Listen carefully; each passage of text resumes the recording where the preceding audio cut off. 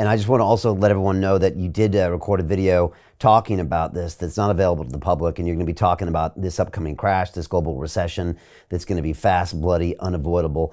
But you're also going to explain how people can position themselves to profit from the crash. And there is a link below, but it's londonreal.tv/Jim. I highly recommend everyone watch that after we're done with this with our conversation. This global recession, I'm starting to see it now, Jim, and I'm starting to see what you're talking about, especially with now all of a sudden, this COVID doesn't exist in China and how it starts to move around the globe. You mentioned briefly the war in Ukraine. We're coming up on 1 year now.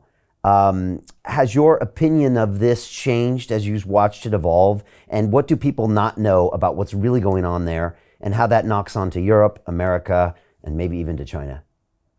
Well, if you're talking about people in the UK, the US, and I'll say Europe generally, what do they not know?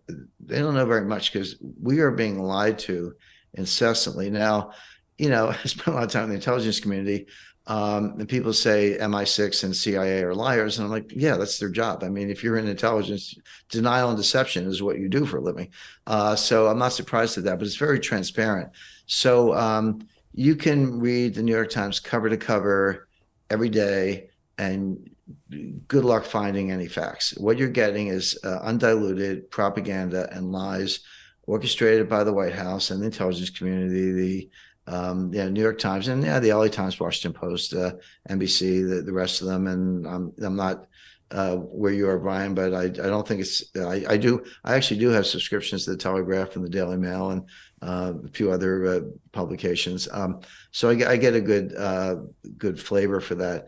And it's just all lies. So what is the Western media broadly defined saying about the war? Russia failed to achieve their initial gains. They didn't get Kiev. They didn't decapitate the regime. They're strung out. They're demoralized. Ukraine's on the advance. They took back Kherson, which is on the Dnieper River. They've made major advances in the eastern part of Ukraine and the Donbass. They got the U.S. weapons. The Germans are sending tanks to UK. I think your main battle tank is the Challenger. You're going to send them some Challengers, and just keep sending in money and sending in arms and give it time, and we'll take it all back. And Putin will be deposed if he doesn't have cancer already, and we'll even take back Crimea and wave the flag. That's what you hear. And tell me if I'm wrong. No, I think that's what we hear. We see Zelensky show up at the White House, go in front of Congress in his military outfit, and he walks away with a big check. And yeah, it's and he asks for more. I mean, with $100 billion, can you just buy a suit or something other than a t-shirt? So okay, so what's actually going on? Russia's winning the war. They went in with 100,000 troops to conduct something like bigger than a police operation. It was an invasion provoked by the U.S. The U.S. and the U.K. have won at this war since 2008. George Bush gave a speech in 2008, and he said Ukraine and Georgia should join NATO. That was the Bucharest Declaration. What happened a couple of months later? Putin invaded Georgia, cut the country in half, demolished their military, and they're not joining NATO. Okay, so then come forward to 2014, MI6, the CIA precipitate one of these color revolutions, Maidan Square revolution. They got some, they're. I don't use the word Nazi lightly, and no one should, but these are neo-Nazis. I mean, they say so. You look at their insignia, the Azov Battalion. They were on the Nazi side fighting the communists in World War II. They loved the Nazis because they drove the communists back until Stalin, took the country back. But that's their tradition. Zelensky's under their thumb. So that's who you're supporting. So it's a corrupt. It's one of the poorest countries in Europe. It's the most corrupt country in Europe. Zelensky's a puppet, and behind him are some real kind of hardcore 21st century Nazi sympathizers. I'll put it that way. So that's who you're supporting. So a lot of what I said about the news is superficially true, but let's dig a little deeper. The Ukrainians did reoccupy Kherson, but it's because the Russians withdrew without duress. Why did they withdraw? Because they're consolidating their forces. Like, that's called a salient. If you're out on a salient, you better have some backup, or you better keep moving. But to just stick out there and make yourself open to attack and fight for what? I mean, the Russians don't think about the conduct of the war in terms of square miles, like how much land do I have? They think about what resources do we control, and what foundation do we have for further gains, and can we make further gains? They think about it much more rationally. So even in the Donbass, which the Russians do control, that's the part you want.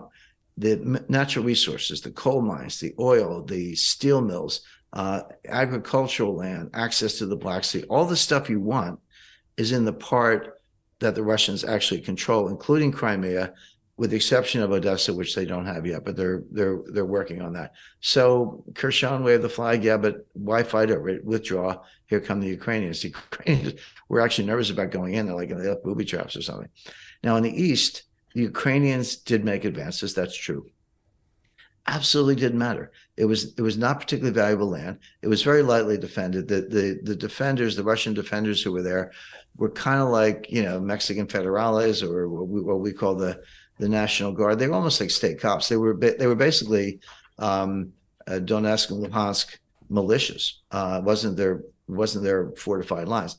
So the Russians said, "Hey, come back. Don't fight over this. Don't get yourself. Come back to behind the fortified lines." So Jim Rickards has just recorded a video that's not available to anyone in the public, and he's going to be talking about how this upcoming recession is going to be fast, it's going to be bloody, it's going to be nasty. But at the same time, he's going to show you how you can position yourself to profit from all of this chaos. Now, we've made this video only available to our viewers. Go to londonreal.tv/Jim. Watch that immediately. I can't say enough good things about Jim Rickards. He understands the global economic system better than any guest I've ever had on London Real. His predictions are almost uncannily true, and you can learn how to profit from his vision, from his expertise, and his understanding of economics. So go to londonreal.tv/Jim or click the link below. It's an excellent, excellent look on what's going to happen in the future and how you can position yourself to profit from that. Jim is one of the best in the business, one of my favorite guests on London Real, and he's very, very good at predicting the future and showing us all to profit from it. So click the link, and I hope you enjoy. The greedy bankers are about to do it again. In 2008, they crashed our financial system and nearly bankrupted the entire global economy. Then they received trillions of dollars in government bailouts. And after, they demanded fat bonuses paid for by you, the taxpayer. It turns out the banks haven't just been screwing the American taxpayers, they're also screwing over their investors. Turns out the banking industry is the worst place you could put your money, despite enormous taxpayer bailouts. Now the bankers are back to take away your financial freedom. They lie and tell you that cryptocurrency isn't safe. They try to make it illegal for you to choose how to invest your hard-earned money. They lie and say cryptocurrency is used by money launderers and criminals. But look at the record. It's the banks themselves that launder hundreds of billions of dollars every year to the biggest criminal operations in the world.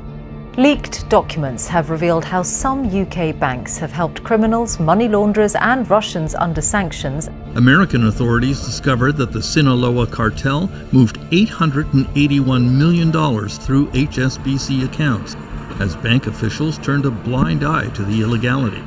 The bankers lie and say cryptocurrency is not a real investment. Meanwhile, the smartest CEOs in the world are buying billions and billions of it. The truth is that banks lie about cryptocurrency because it makes them scared. The banks take $9 trillion per year of your hard-earned money, and they are worried that they will finally be exposed. They're scared because crypto means they can no longer control your money, which means they can no longer control you. They are scared because you might actually understand your money and intelligently decide what to do with it. Now is the time for us to come together, fight back, and take control. It's time to educate ourselves, our families, and our communities. Because financial education means financial freedom. We know that cryptocurrencies will help us build the new decentralized financial system of the future. A banking system that is of the people, by the people, and for the people. A banking system where access to finance is a fundamental human right. A banking system that is free and fair and welcomes all humans on this earth. The DeFi revolution is happening. We, the people, can no longer be fooled. We choose to take control of our finances. We choose to take control of our freedom. We choose to take control of our future. Join us, and let's take back our financial freedom forever.